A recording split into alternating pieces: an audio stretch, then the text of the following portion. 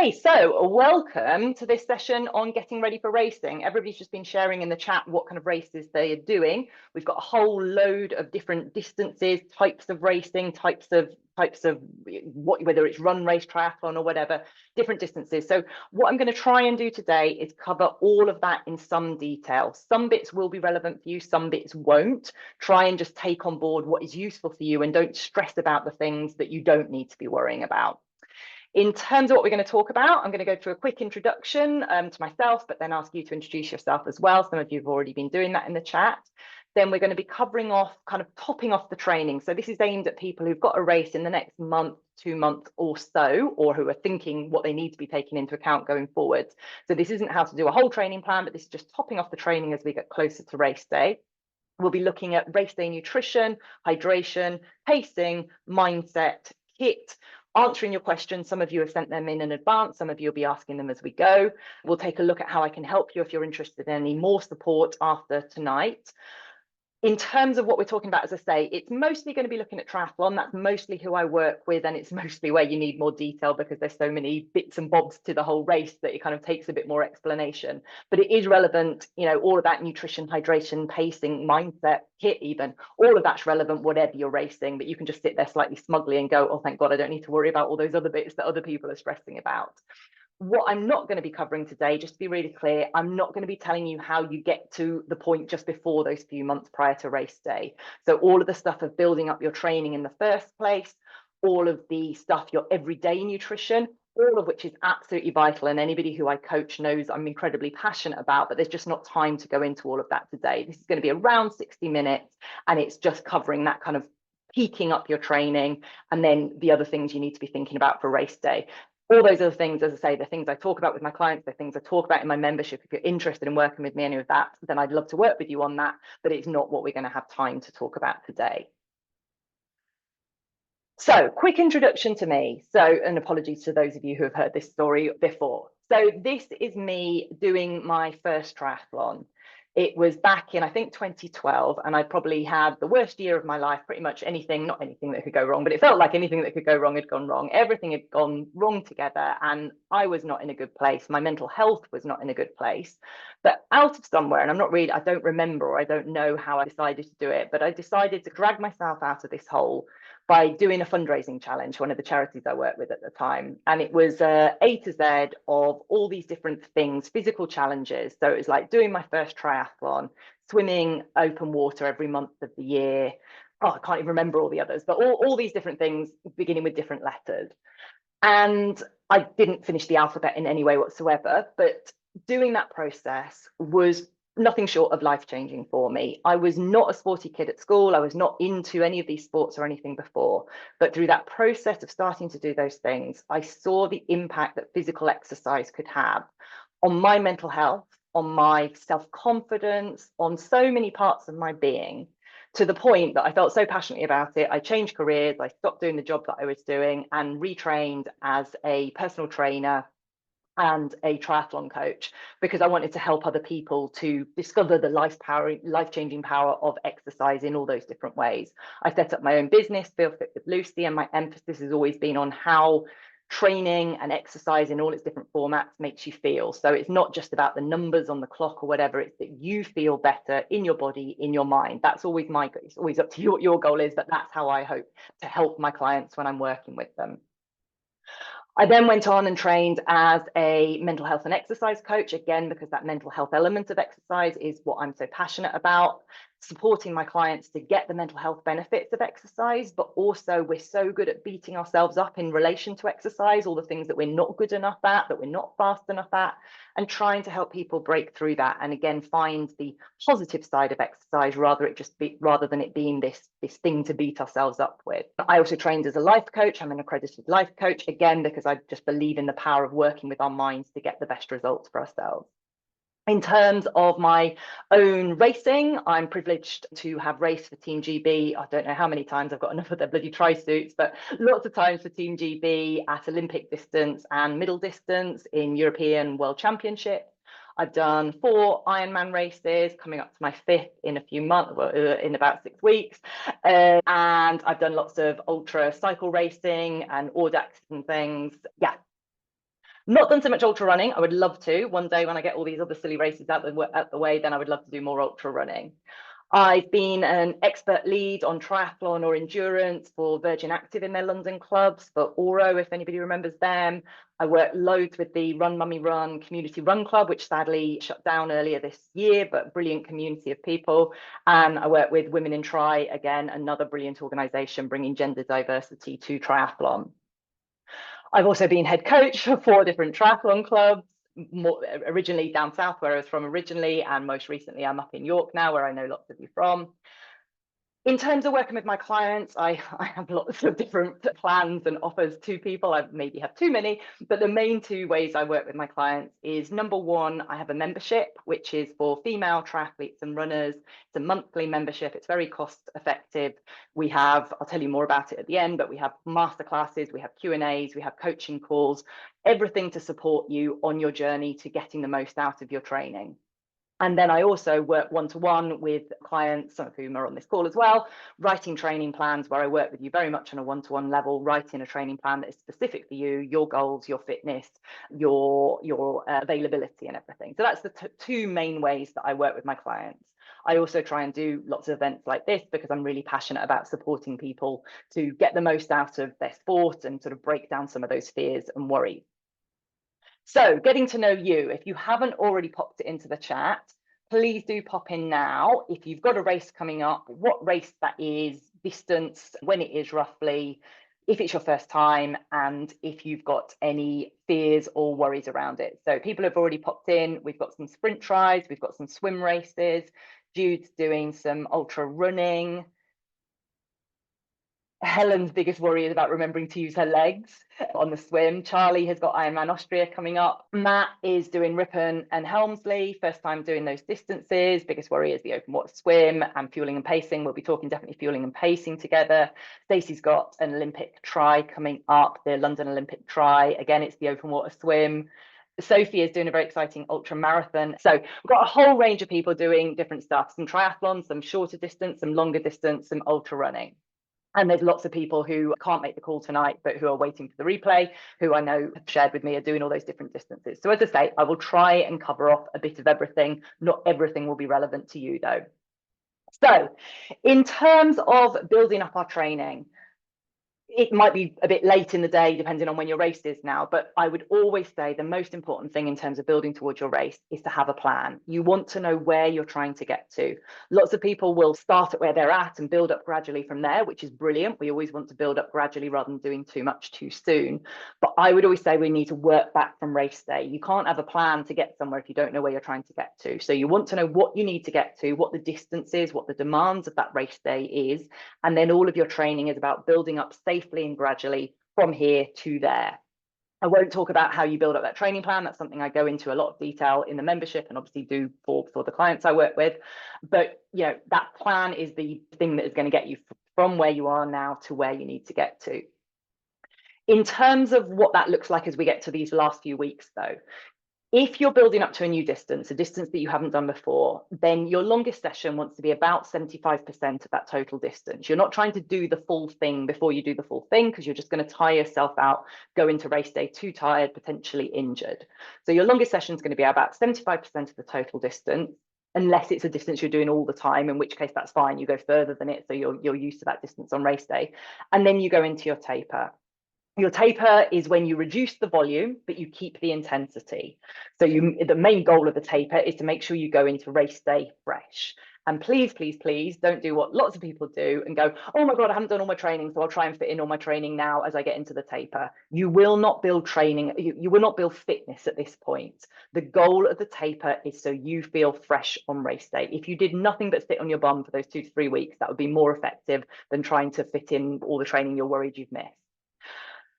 Okay, so you're going into race day feeling fresh. What I should say as well is if you have a plan that somebody else has written for you, then follow that plan. Don't follow what I'm saying. There's always 2 ways to get to a goal. So if you work with a coach or you have your own plan, follow that plan. But these are rough rules of thumb that I'm putting up here. You then, in that time, as you get closer to race day, want to think about adding in some more race-specific skills and intensity. So things like racing at race pace or training at race pace, You want to know what that feels like. You want to know it's a pace that you can hold for the distance that you're going to be racing over. You want to actually train at that pace because, for example, when you run faster, you're using your muscles in a different way. So you want to make sure you've trained your body to training at that intensity. You want to start building in some of those race skills. So lots of people talking about that open water swim. If you have an open water swim race, you want to make sure you're getting in as much practice as you can on that open water swimming so that it's not a shock on race day. If possible, go with some mates and practice the whole kind of swimming over each other, or do little practice races if you can find any open water swim races to do as practice races. That's brilliant, just giving you that confidence, because one thing is swimming in the lake where it's all calm by yourself. The other is when it's that washing machine of everybody together. As you get closer to race day, doing more work, if it's a triathlon or a cycle race, working on that aero position. Often people think, but I'm not that fast, so I don't need to worry about being aero. Yes, it's true that the faster you go, the more you are going to feel the impact of that wind. So the more you want to worry about being aero. But if you are slower, you want to try and save every second you can anyway. If you want to try and get it done as quickly, as efficiently as possible, then the more aero you can be, the better. So work on that aero position, but don't just go, oh, I'm doing aero today and suddenly, get down flat. You need to build up to it. You need to build your mobility. You need to build your body's ability to hold that position. Working on your bike handling, if you know it's an off course, a technical course, or if you're going to have to do like a 180-degree turn in the middle of the road, you want to practice those things. You want to practice your transition. I'll talk about transition at the end, but for me, practicing transition isn't about taking seconds off on race day. It's about making sure you're calm and you just feel relaxed as you go through transition. So just practice it in a car park somewhere a few times so that you know what you're doing, so it's just easier on race day. You want to make sure that you're training for the demands of the race. So if you're doing an open water swim, I would definitely recommend that you crack the bilateral breathing, because you want to be comfortable whichever way the waves or the sun or somebody kicking in your face, whichever side they're on. You want to add in some brick training sessions. So that's when we do a bike into a run. You don't need to do that through your whole training block. They have more risk because you're more fatigued, but you definitely want to do some sessions where you're cycling at race pace into running at race pace, and you're checking that you can hold that pace the whole way through. You want to be training for the sort of elevation and the surface that you're going to be doing. So particularly those of you with those off-road runs, making sure you're comfortable running at that kind of hilliness on that kind of surface. You might be training for an event which is 10 times hillier than anything near you, but finding as much as you can somewhere hilly to be training. And I'll keep on saying it a million times today, but training for the weather and thinking what all those different versions of weather you might have and how you need to adapt your training plan based on that. Heat training. So Charlie was asking about the heat. I would definitely recommend, in your case, Charlie, because it'll be a long day and it's likely to be hot, doing some heat training. Very briefly, we can talk about it at the end if people are interested, but heat training is where you deliberately get your body as hot as possible, doing it safely. Please don't pass out or anything, but either sitting on the turbo without any, with the windows shut, with it wearing lots of layers, no fan or things like that, or you do some sauna sessions, or even just you have lots of hot baths, and you're trying to do that as much as possible within reason in the build up to your race, so that your body and your mind just gets used to that heat.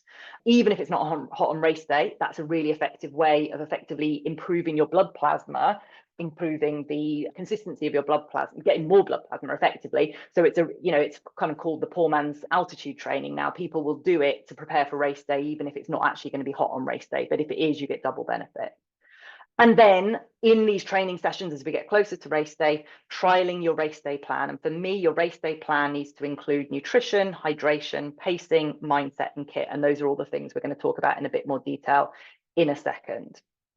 I would also, as you get closer to race day, that last session before your taper and maybe a few weeks before that, be doing some race day simulations where you're going to try that race day plan. So all of those things I just said, nutrition, hydration, pacing, mindset, kit, trying them all out in as close as possible to race day conditions. You obviously can't necessarily replicate the weather, but as much as possible, same sort of elevation, same sort of condition. If you have a menstrual cycle, and if you think that menstrual cycle is likely to impact on race day, then as much as possible, try and do one of those race day simulations at that same phase of your menstrual cycle. Obviously, if you're perimenopausal and you have no idea when that cycle is going to come in, that's a lot harder to plan for. But, think of it as a good thing, when you get that, oh my God, my period's coming, I feel awful, I don't want to train through it so that you know what it feels like, so you know how to adapt your training as you come up to, if you were to be in the same part of your menstrual cycle on race day. So Do, as I say, type in questions as we go, but if there's no questions on that so far, I will go into developing your race day plan. So first of all, not everybody needs to worry about all the detail I'm going to talk about here. If you're not really bothered about how the race goes, if you're doing a relatively short race, if it's something you've done a million times before and you don't normally get injured or ill, I wouldn't worry too much. Everything I say is still relevant, but it's a footnote for you rather than something to think about in too much depth.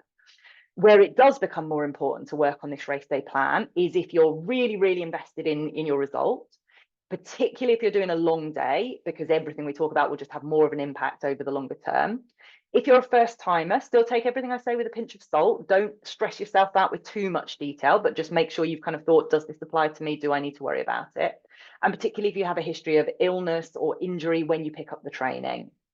So in terms of the different elements of that plan, what I would suggest is, as we go through today, you draft that plan, or you draft a list of actions for yourself to put together that plan. So whenever you see the little sort of notebook symbol, that's when it's kind of, I'd advise you taking a note, what's your kind of action here? And then you write yourself that plan and then you test it in training. So when you do a long training session, you test it, you evaluate it. Did it work? Is there anything you need to refine? You update that plan, you commit to changing that plan, and then you try it again on your next training session. So don't just wait until your last session before the race to put it into action. Have a few goes testing it out. If you're doing something long, you want more times testing it out. If it's an Olympic or a sprint distance, there's not so much sort of detail to worry about, but definitely run through things at least once before race day. So first thing to look at, fueling. And as I say, this is just race day. I'm not talking all the detail of fueling, throughout the rest of your training, but that is massively important. So we have enough energy in our body to fuel us for about 60 to 90 minutes worth of exercise. That means we do need to fuel if we've been fasting, and fasting includes overnight. Break fast is called break fast because we're breaking our fast. So unless you've got up and had a midnight snack, you have been fasting overnight. So if you're training first thing in the morning, or if you're racing first thing in the morning, you need to be fueling. If your session is above 60 minutes, or if it's particularly high intensity, so you're burning through your carbs more, then again, you want to be fueling. If it's below that, then you probably don't need to worry about fueling. But if you are finding that you're getting fatigued, you're making limited progress, you keep on getting injured, those are all times that I would try taking on more fuel and see if it makes a difference. So ask yourself now, in terms of your general day-to-day training, based on my definition there, are you under fueling? And if you are, do you know why? And is it something that you'd be willing to change? The two main reasons people often say to me that they're not fueling their training is either because they're trying to lose weight, to which I would say you cannot make training adaptations if you're in a calorie deficit.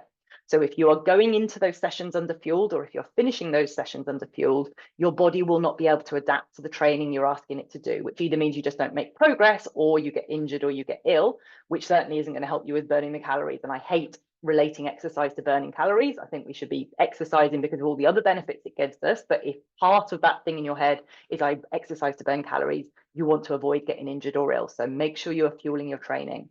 I'm not talking about coming out with a calorie surplus. I'm just talking about making sure there's enough for you to burn in that session to fuel what you're doing. And the other reason people say is I train in the early morning and I just can't get food down in the early morning. I'm not talking about eating, a 3-course breakfast. I'm talking about taking on some carbs so your body knows that it's got energy, so it's ready to use that energy as we go into the session.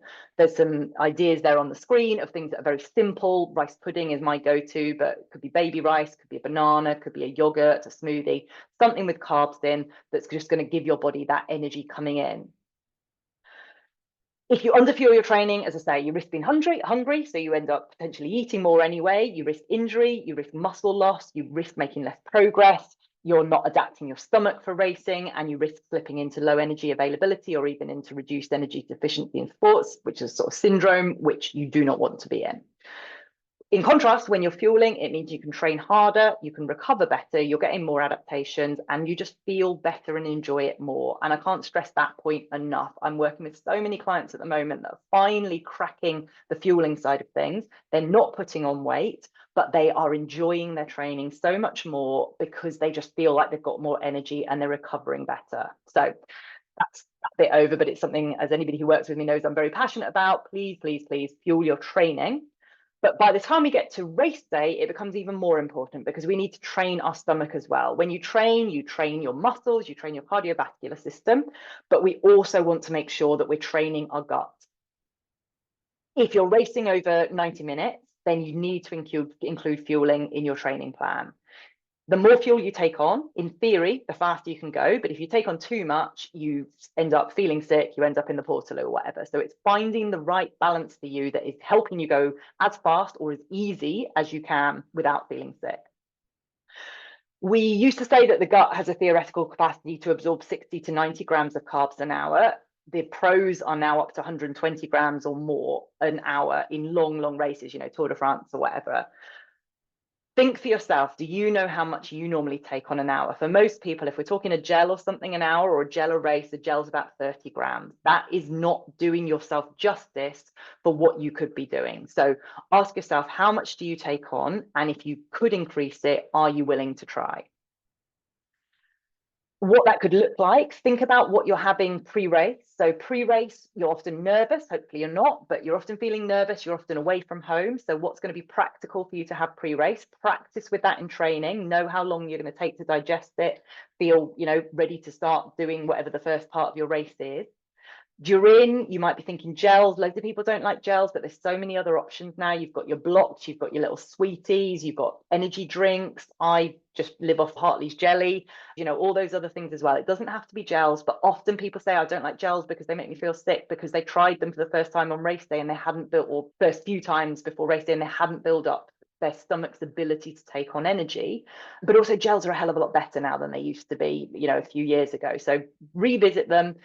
Unless you're doing ultra racing, something like that, you might find that you just want to be relying more on more real foods. The longer you go, effectively, the slower you're going overall, because you're out there for longer. And therefore, the more your body can take on other things. But if you're doing something relatively short and fast, then it wants something simple that's easy to digest. Look for the informed sport thing. That just means that it's been accredited, that it hasn't got sort of illegal substances in there or something. So particularly if you think you might get tested, if you're likely to win your race, make sure you've got the informed sport logo on there. So in terms of putting together that nutrition plan, your basic goal is to take in as much carbs as you can without getting any side effects. So think through and write down for yourself now, what do you plan to fuel with? That could be, like I say, if you don't like gels, it could be sweets, it could be blocks, it could be solid food. If you're doing a triathlon, I would always say take on solid food at the beginning on the bike. You don't want to be hungry, especially if you're doing a longer race. You want to make sure that you're not going to actually feel hungry while you're out there. So get on some solid food, but as you get closer to the run, move on to the more easily digestible, the gels, the blocks, the sweets, because you don't want undigested food sitting in your stomach while you're running. Check the carb content, so look at the packet, see what your carb content is per serving, and think how many of them you're going to have an hour, and see how high you can go. Start at around 30 grams an hour, but that should be your starting point. You want to go higher than that. Check in, ask yourself, or think to yourself now, how will you carry it? How many gels are you talking? Where are you going to put them all? Do you plan to use what's on the course? If so, can you buy some, whatever brand it is, to practice with in training to make sure they work for you? And how would you adapt your plan for the weather? You can take on less energy when it's hotter. And then, as I said before, plan and practice that race day breakfast as well. Any questions on fueling before I go into hydration? I'll keep going, but as I say, do pop up any questions as we go. Hydration. So sweating is really good. We want to be sweating. That is our body adapting. That is our body cooling our body down, because we don't want to get too hot. Our body wants to try and stay cool, and sweating's the way it does it. But you need to make sure you're avoiding dehydration and you're avoiding exertional hyponatremia, which is essentially when you've lost too many salts and taken on water and your blood gets too diluted. So in terms of that race day plan, you want to think about taking on your hydration, thinking about including your electrolytes so that you're not just losing all your salt. Particularly think to yourself, ask yourself, are you a salty sweater? So do you find that there's white crusty bits on your clothes when you've been doing a hard session, or are you a particularly heavy sweater? If you went out with a load of other people, are you the one with a pile of sweat on the floor compared with everybody else? If you are either of those two things, you definitely want to be worrying about but taking care of electrolytes. If that doesn't feel like you still want to be taking on electrolytes, but you don't need to be taking on so many. You want to make sure you start properly hydrated. So if you've got a race where there's a big expo the day before and you're spending all day trailing around, make sure that you're taking on your hydration. And you want to be drinking before the point that you get to thirst. So if you're thirsty, not it's too late, you're not going to, well, hopefully you're not going to die, but you want to be drinking before the point that you actually get to being thirsty. And you want to train that. You want to be doing it in your training, not just wait until race day to do it. So in terms of that hydration plan, think through how much water, how much electrolytes do you need? How are you going to carry the electrolytes? If you're doing a triathlon and you've got the ones that dissolve into your bottle, if you're going to carry all your bottles from the beginning, that's fine. But if you think you'll use up those bottles, then what are you going to do? You don't want to be stopping and putting in bottles. You can normally be, if it's a hot day, they'll be giving you the bottles on the bike course, but I would use the tablets that you just swallow, so that you can just have that in your top tube bag or whatever, and you can be swallowing them as you go. And they're also a lot easier on the run. For those of you doing ultra runs, rather than getting your hydration pack all full of electrolytes and then it goes moldy, I would just be using the ones that you just swallow. Again, are they providing what you want on the course? Do you need to carry it? How are you going to carry it? And particularly here, how are you going to adapt the plan based on the weather? So Matt has asked, what nutrition would you take on a standard or an Olympic race? So again, think how long you think it's going to take you to do that race. That's obviously going to vary, but you're going to be out there for more than 90 minutes, I would imagine, and therefore, yes, you want to be fueling. Traditionally, you might have a bottle on the bike, depends how hot it is. The problem with having your energy in the bottle is that if it's a really hot day, you drink too much, and if it's a really cold day, you don't drink enough. So I don't rely just on that, but traditionally you might have a bottle on the bike and then something solid maybe to eat at the beginning of the bike, and then go on to gels for the run. But it's going to depend what you like, what you're comfortable with. If you're using gels on the bike, make sure you can actually open the gel and do all of that. Helen, who's on the call, has an amazing thing. I don't quite understand it, but it fits into your top tube bag and opens the gels for you. But if you're not comfortable, if you haven't got one of those and you're not comfortable taking both hands off the handlebars, think through the practicalities. Anybody who's doing a triathlon and planning to eat on the bike, open that food in advance. Have a top tube bag. Don't be trying to get into a tri-suit. It's impossible to get into your tri-suit while you're racing. So have a top tube bag and have the food already opened out in there, so you're not trying to open wrappers on the bike. It also encourages you to eat it because you don't want to then take a food home that that you've opened. Did you balance that enough, Matt? On to pacing. So I cannot stress this enough, and it's so hard to get our heads around, but it makes such a difference when if you are doing any sort of race that is effectively a time trial, so not where you're doing a group race where it's all about staying in the bunch and there's tactics involved, if you're doing road racing, cycle road racing, it's all about tactics. But if you are doing something which is essentially just you against the clock, so any sort of run race, any sort of triathlon is essentially just a time trial.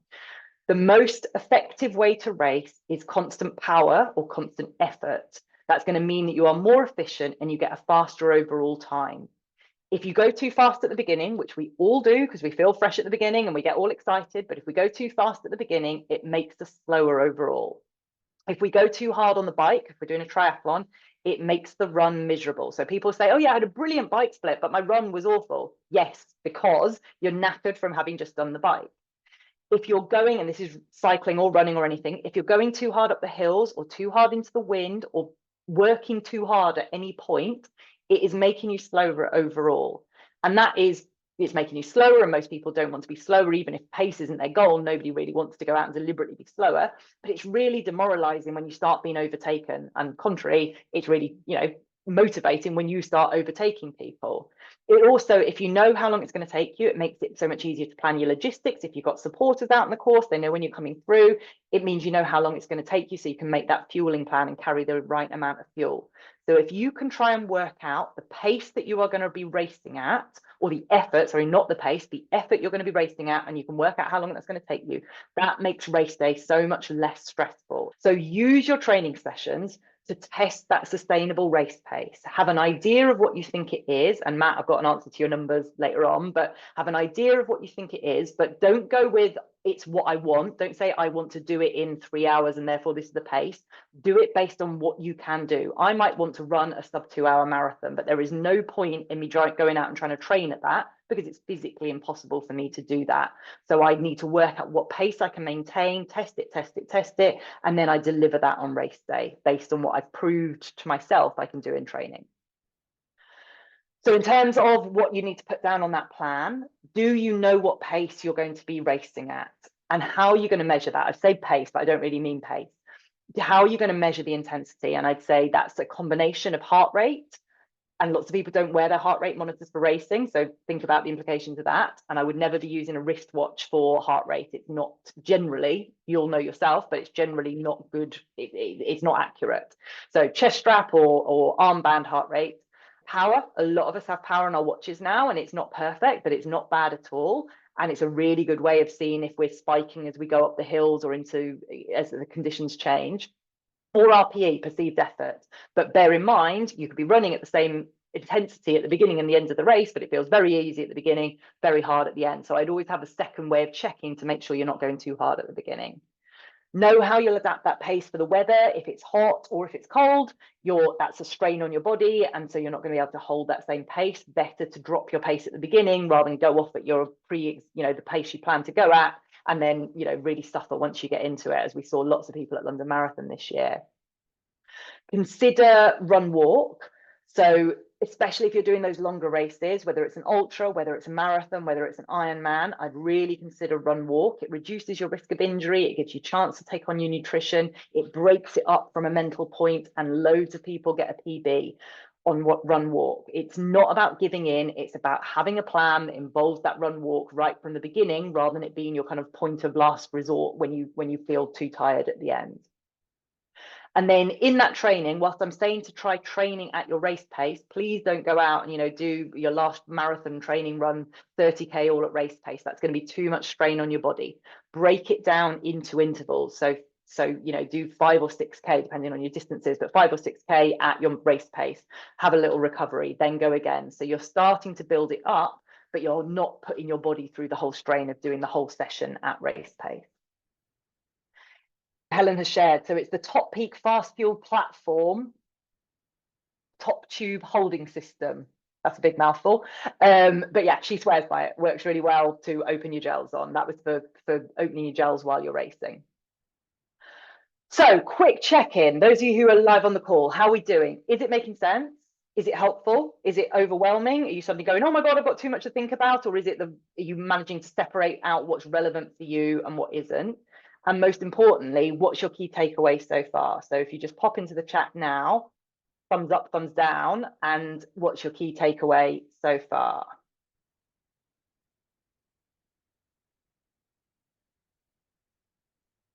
Got lots of thumbs up, lots of useful. If you are feeling overwhelmed, just double check, does all of this apply to you?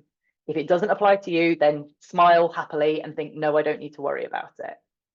Brilliant. Lots of thumbs up. Good. I'm not seeing any takeaways, but keep thinking about those takeaways. It will help you kind of know what you're taking away. Okay, so mindset. I always say this is the most important thing, and then I sort of think, no, everything else is the most important thing. These are all the most important things. So think what limits you on race day. Is it your body or is it your mind? And most people say it's their body, but when we actually dig into it, or when we probe, so when I do race reviews with people, often it's actually our mind.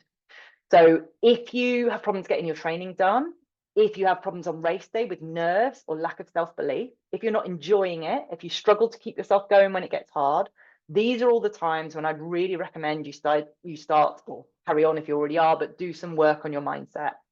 This isn't something, and the same with everything we're talking about today, this isn't something that we can just apply on race day. It's something we need to practice in training and in life in general. And everything I'm talking about with mindset here is stuff that applies for life. So they're brilliant skills to put into action in life in general, not just in relation to your training. So we want to know when we're having an unhelpful thought. It could be something like, I don't think I can do it. This is too hard. I'm not fast enough. I'm terrified about race day. Any of those sort of thoughts, I would say, is an unhelpful thought. If there's any others that you kind of have commonly coming up, I think there's probably lots about open water, but feel free to pop those into the chat and we can work them through. But if you think to yourself, what are those unhelpful thoughts that you often have when you're thinking about training or on race day? And ask yourself, what's the impact of those thoughts? How do they make you feel? How do they make you act? And ask yourself if they're helping you. So just take a second to think about that.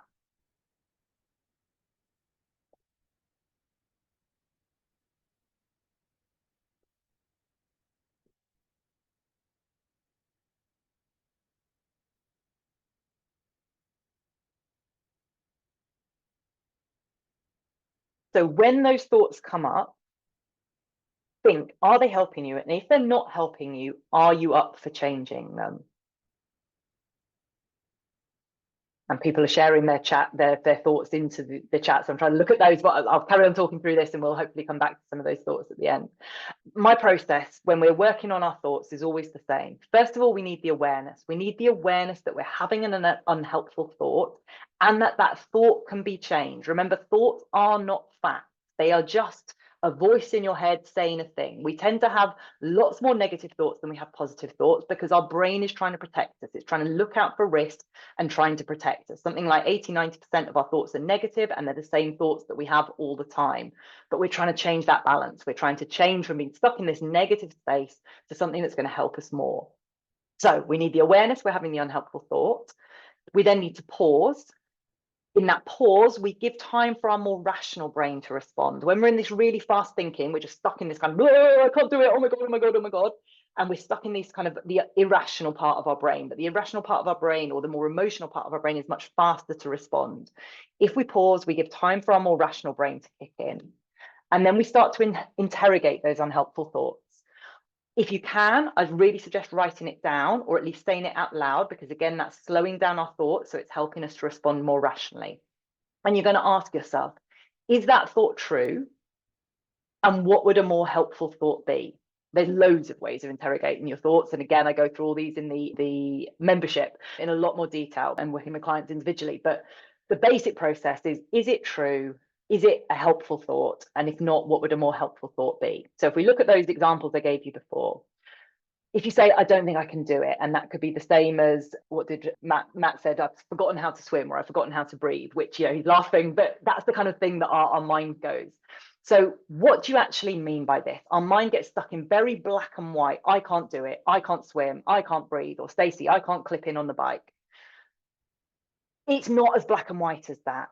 So we can break down that thought. If we say, I don't think I can do it, what do we actually mean? Normally we mean, I think I'm going to do it a little bit slower than what I wanted to do it. We don't actually mean, I don't think I can do it. If we think I can't clip on the bike, we probably mean it'll take me a few goes to clip in rather than I just physically won't be able to.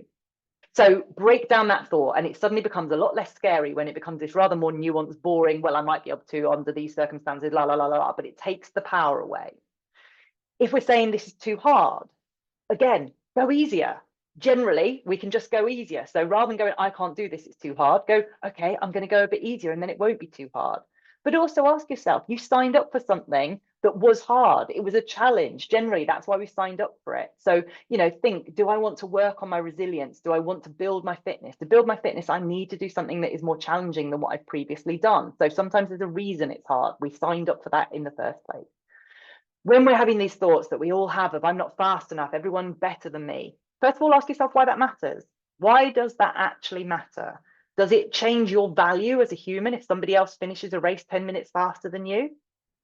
When we say everyone, who is everyone? We don't actually mean everyone. We probably mean two people that we've got in our mind, but our mind conflates it to mean everyone. So again, break down that big, powerful statement and make it more realistic, and it takes away the power. And if you spend all your time looking at Strava and getting upset that everybody else is faster than you, then stop looking at Strava.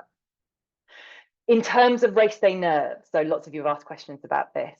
First of all, ask yourself why you're worried. What is it you're actually worried about? And when you stop, rather than just being in that, oh my God, when you actually write it down and make a list of the things that you're worried about, you suddenly feel, often, not always, but you suddenly feel a bit silly because you're like, oh, it's actually not that big a deal. And, oh, there's that thing, right? I can do something about that. I can't do anything about that. There's no point in worrying about that. But that thing that I'm worried about, I'm worried I'll be too late. Okay, so leave 20 minutes earlier, you know, whatever that plan is. So make a plan to deal with the things you can deal with. When you find yourself going into that panic spin, as I say, if you can write things down, if you can say them out loud, it just helps slow down your thinking. It makes it easier to address the issues. Try working on your breath.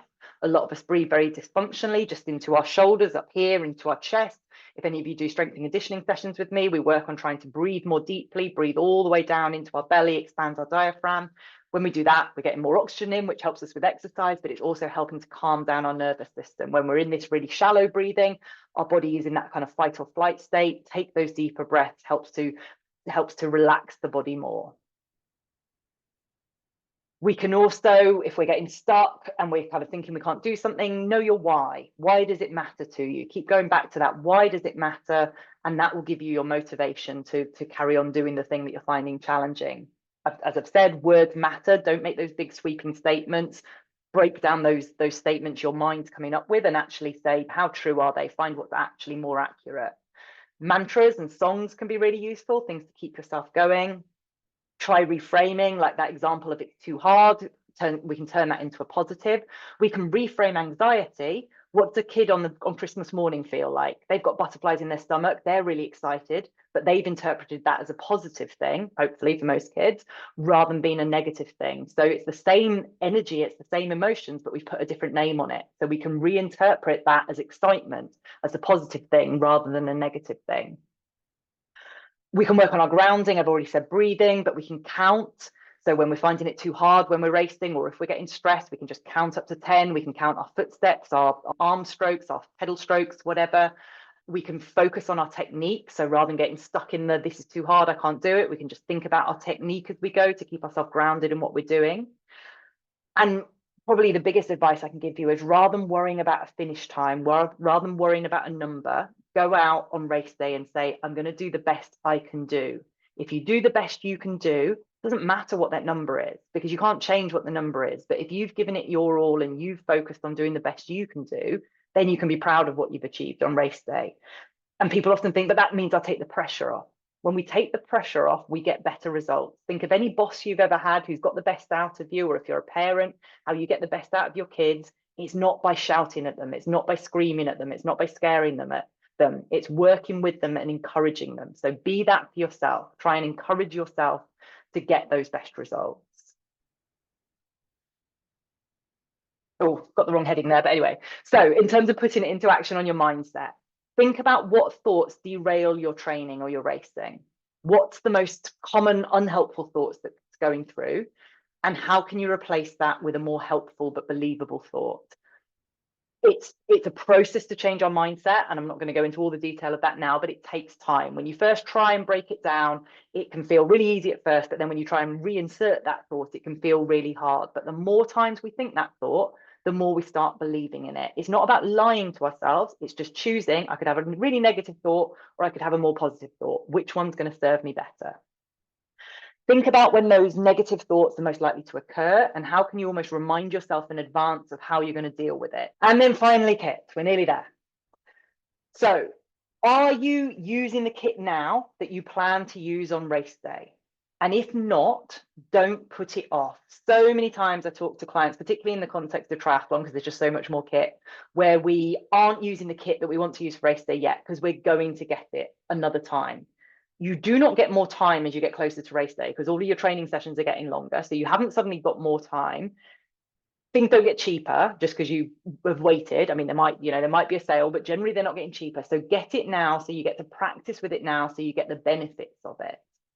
In terms of kit specifically for race day, there's nothing specific for triathlon. I would say you want a race belt so that you can put the number, you swivel the number from the front to the back.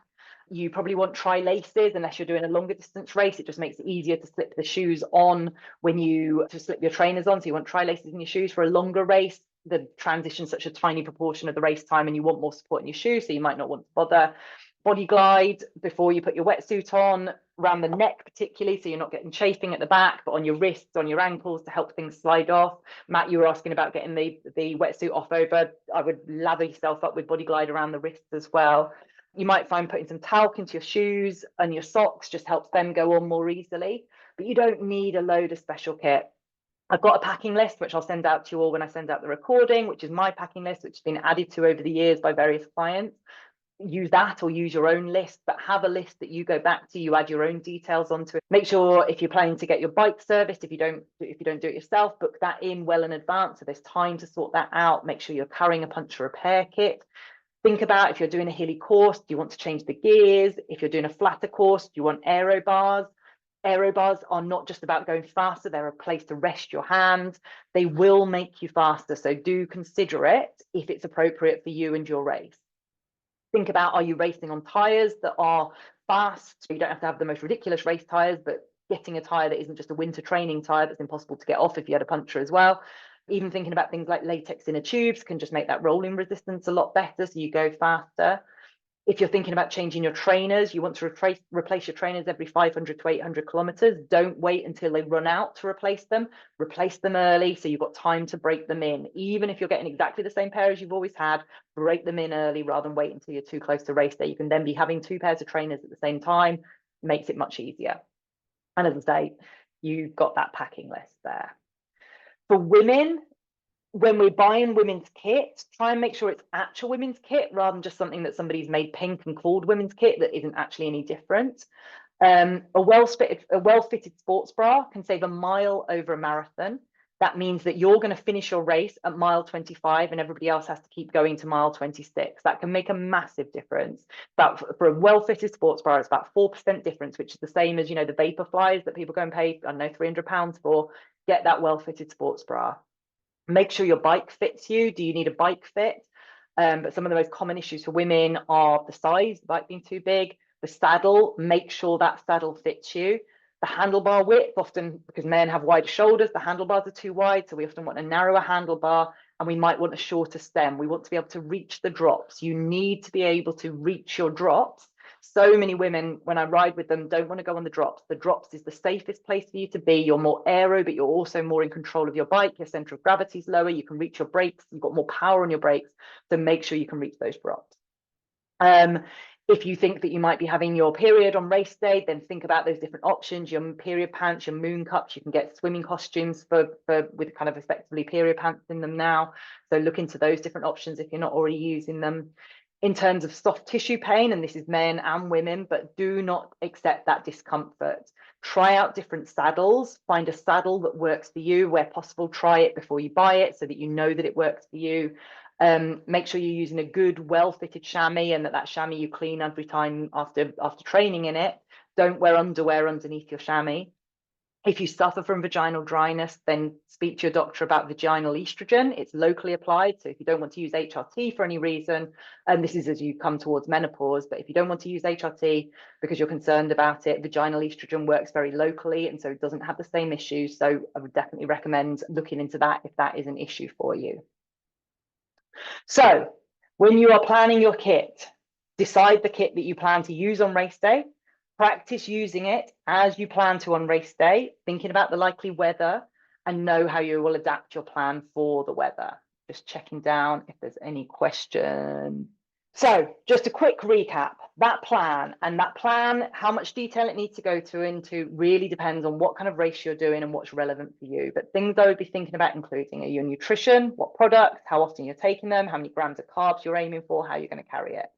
Hydration, how much water, how much electrolytes per hour, how will you carry it, how will you deal with the weather.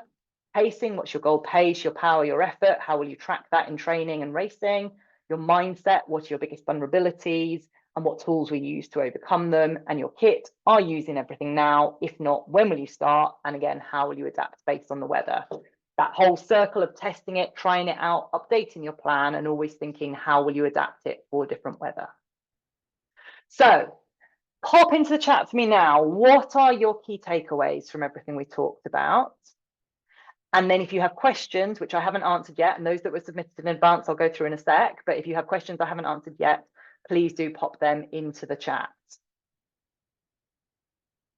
Matt's also saying, recommend getting a professional bike fit. He had one last year and it really helped to stop the pain. Yep, it can help you go faster, it can stop the pain, and hopefully if you get a good one, it will do both. So while you're thinking about those takeaways and thinking if you've got any other questions, I'm just going to quickly go through other ways that I can support you. And then, as I say, I'll go through the questions that were submitted in advance. So some of you already contacted me asking about this. So I'll just quickly run through. As I say, I have coaching plans. I have standalone plans, off-the-shelf plans for a marathon, half marathon, and a triathlon base build. But I also do those personalized plans where I work with you. We have a coaching call every month. I write a training plan, personalized to you, your goals, your fitness, your availability that works for you. And where, as Lindsay, who's doing a Ironman in a few weeks, said, you know, it's not just about the training plan. It's not just that training support, but it's all the sort of things we've been talking about today that we go into in loads more detail. I also have the membership, which is for female runners and triathletes. It's £25 a month, and for that £25 a month, you get one-to-one coaching sessions, you get masterclasses where we go into all the kind of things that are going to help you train, race, be healthier, happier, get more from life and from your training. We have a consolidation week where we put all the learnings from the masterclass into action, and we wrap up the a month with a Q&A where you can ask anything you want to do with your training, more general stuff, whatever you want. That includes my weekly strength and conditioning classes, Club Feel, which are strength and conditioning classes specifically written for runners and triathletes to help you go faster, but also avoid injuries, work on things like mindset, work on things like breathing as well. Includes mobility classes, includes all of the stuff saved so you can watch whenever suits you, and the support of the group around you. We're just coming to the end of my signature course, which is called Feel Fit Foundations, where we look at your training fundamentals, including how to write your own training plan. We look at training as a woman, all the specifics to training as a woman, which kind of is an overarching theme for everything. Work on your mindset in way more detail than we've just touched on today. We work on nutrition and recovery, again, in way more detail than we've touched on today. That's all in that vault, or in fact, the recovery session is the last session. It's this Friday. So if you join now, you can join us for that recovery session, but all of that is in the vault for you to access at your own pace. These are just some quotes from people who did the foundation course before, saying, so Vic said, I've learned so much, even though she's been running for 30 years, she's learned so much on the course, gives you all the tools you need to achieve your goals. She said the mindset section is particularly invaluable, and that she transformed her life significantly in just a few weeks. And Katie did the course, and she made changes to her diet as a result of the nutrition module, and said she couldn't believe the change it had made in just that month of trying it. It changed her mental and physical well-being so much. She hadn't been ill since she started doing it, and she couldn't recommend it enough. So just a few kind of case studies from people saying the difference that foundations course had made for them.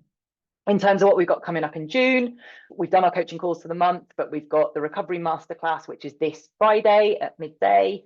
We've got the coaching call at the end of the month. And as I say, you get access to those strength and conditioning sessions every week.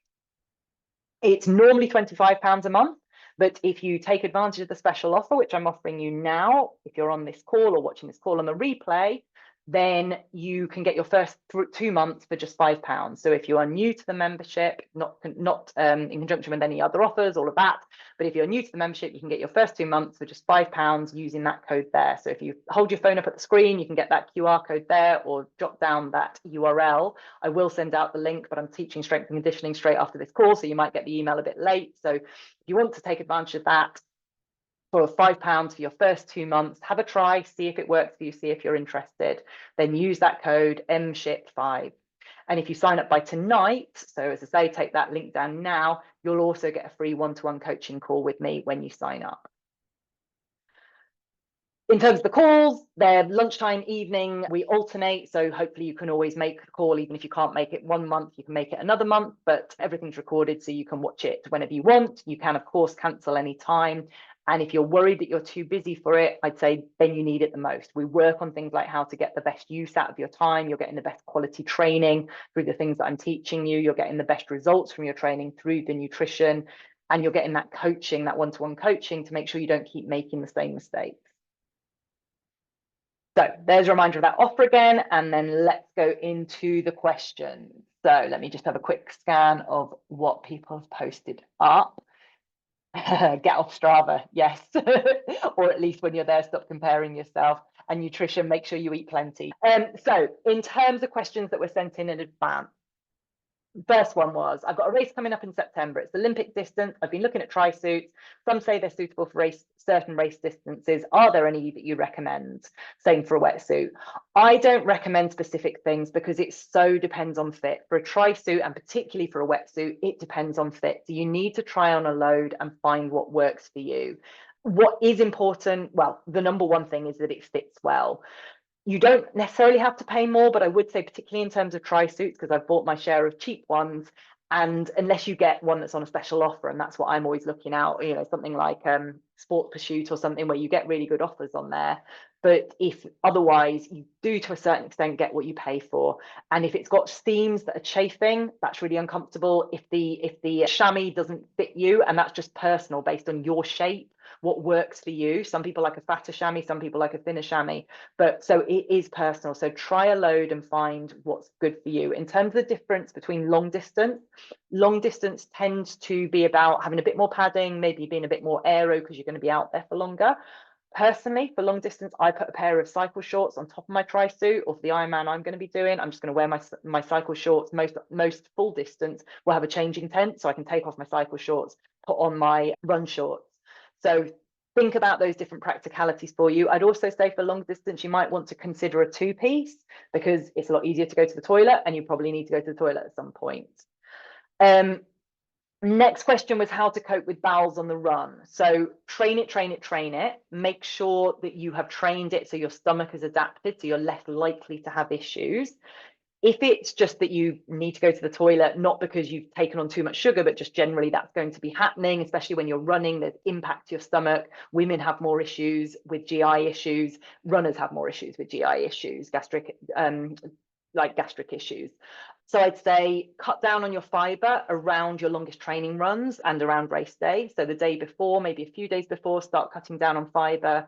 If you know that you have slight sensitivities to anything, or even if you don't, things like onions, a lot of people can have a minor sensitivity to. So your FODMAPs, things that people have sensitivities to, you might want to just cut those out the day or so before your longest training runs and before race day. So you've not got anything in your stomach that's going to aggravate it. Learn what works for you, though. I didn't realize, and my stomach has changed a lot through menopause. I didn't used to have issues with anything, and now I have issues with a lot of things, but particularly oats, which used to be my go-to. I suddenly realized that was upsetting my stomach. So I've gone from always having porridge on race day morning to having rice pudding. But find what works for you. Try different things. Take notes of what works and what doesn't. But also study the course. If it's a course with toilets out there, make sure that you know where they are. If it doesn't have toilets, carry paper, know where the bushes are, find what's going to know what those options are, because often it's the stress of worrying about needing to go to the toilet is often bigger than the actual need itself. Matt was asking about transition with a wetsuit, struggling to get the wetsuit off over your watch. Like I say, lube up every swim you do, just practice taking that wetsuit off. And I'll often set up a little transition area. So I'll get out, practice taking it off as I run over, put on my shoes, just trainers, don't worry about bike shoes, and just practice going from swimming flat in the water to running straight up. I know that normally you're going straight onto the bike, but just practice that change of discipline and getting the shoes on quickly and everything. Tapering, I think I've covered. Pacing, I'll show you a slide in one sec, so I'll come back to that one. Then we had a few questions about nerves, which I think I've kind of covered, and Helen's said a lot of the things that I would recommend anyway, and I've given some other things on there. But in terms of those questions, I can't stress enough, if you're trying to work on mindset, it's not just a matter of going, oh, it's race day morning, I'll try and remember those things that Lucy said. You want to be working on this constantly. And working on it doesn't need to mean extra time. It's time while you're thinking anyway. So you're thinking, oh my God, this is going to be scary. Oh my God, I can't do this. That's the time at which you go, oh no, I have an alternative thought I can try thinking here. So don't see it as an extra thing to do. Just see it as a different way of thinking while you're doing your normal thinking. But practice. The breathing can be really effective. Maybe just having a way of grounding yourself, pinching your fingers, scanning the horizon. We go into tunnel vision when we're scared, so scanning the horizon to help ourselves relax. But practice different things. Yeah, I think I went over most of those when we were talking mindset. Then we've got a question on fueling, food and water, which I think I've covered. Balance of training, endurance, speed, rest, I think I've covered. Transition, I will send you a link to a video. I don't think I'm going to be able to make it play. Let me just have a go. Oh, will it play? Oh, here we go.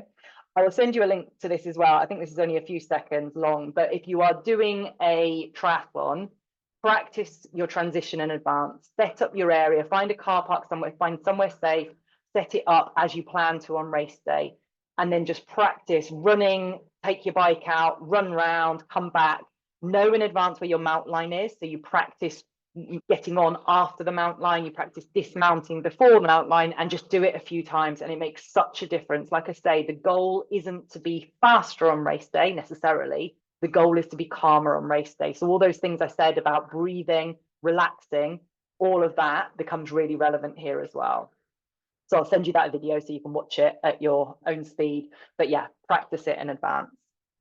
If there aren't any other questions, I will call it a day there, but you've all got my details. So if you've got other questions, things I haven't answered, drop me a message. If you're interested in that membership, as I say, do take advantage of that offer. get in there on that £5 offer. Otherwise, I will say good night. I will see you all when I next see you. Lovely to see you, and take care. And most importantly, have a brilliant race. Enjoy that race, and please do let me know how you get on. I love hearing people's stories. So please do let me know how you get on. Brilliant. Thank you, everybody. Thanks, Take care. Lucy. Bye. See ya. See ya.